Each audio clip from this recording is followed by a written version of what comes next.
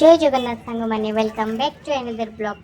जमती कि आपण माने जानिछंती कि मु आसिकी पहुंची जाइछि पुरी रे। पुरी रे जगन्नाथଙ୍କ दर्शन करी एठी मु बाहरी पड़ीथिली टिके पुरी बुलिबा पे। एठी संध्या रे ध्वज परिवर्तन देखि सारिली। ध्वज परिवर्तन देखिबा सारिबा परे मु एपटे स्वर्गद्वार रास्ता देकी जाउथिली। आउ ए बाटे रे मु देखिली बहुत गुडाए मिठा दुकान, बहुत गुड़ाए संबलपुरी वस्त्रालय दुकान जोटि की बहुत बढ़िया बढ़िया संबलपुरी वस्त्र मिलुला। आउ एठी एमती खजा दुकान जोटि की बहुत बढ़िया बढ़िया खजा गुड़ा को मिलुला। एमती रास्ता देकी मु जाउथिली तो मते बहुत सारा खाइबा दुकान, पूजा भंडार, पान दुकान, लॉज ए सब ए गुड़ा रास्ता रे ही मते मिल गला।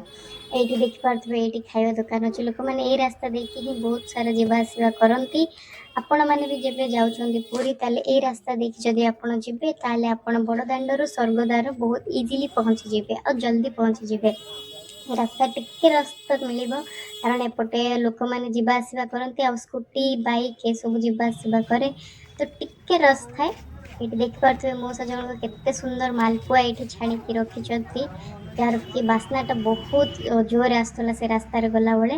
एपटे बहुत सारा लॉज गुड़ा को मध्य थिला। जदि आपण केबे भी पुरी रे रहउचंती जदि बीच एरिया रे रहउचंती ताले आपण ए सीधा देके आसीबे ताले आपण जल्दी जल्दी पुरी बड़दाण्ड रे पहुंची जिबे।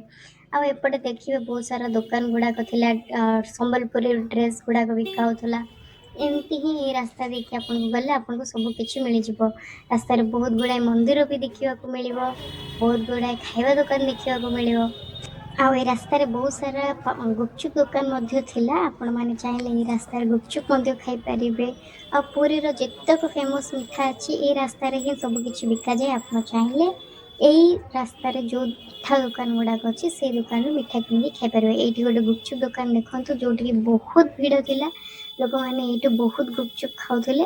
तापरे एमती जाय जाय मु पहुंची जाइथिली स्वर्गद्वार रे। आ स्वर्गद्वार समुद्र oh my God beach area एते सुंदर थिला, एते सुंदर थिला बाप रे आपण मन को कोन ही कहबी। बीच रे पहुंच के एते शांति लागिला।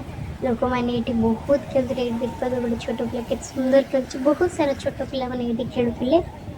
आ संध्या बेले एमती समुद्र कूल रे सनसेट आ बीच रो साउंड एमती क्राउड बहुत बढ़िया लगे। एते सुकून लगिला। तापरे एठी ना बहुत समुद्र बहुत छोट छोट लहड़ी आसुला तो सेफ लागुला एठी छिलावा पे। एठी समस्त बहुत सारा फोटोस नउथुले आ एन्जॉय करथुले। तापरे मु संध्या बेल को बाहरी जाइतिली मंदिर दर्शन करिया पे तो मु बीच एरिया रे किछि खाइ नथिली।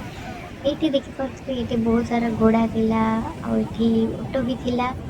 एमती समस्त फोटो नउथुले बीच कूल रे एन्जॉय करथुले। समुद्र शांत वातावरण आपको बहुत सुंदर लगे। जदि वीडियो आपको भल लगे लाइक शेयर एंड सब्सक्राइब करेंगे। रही जय जगन्नाथ।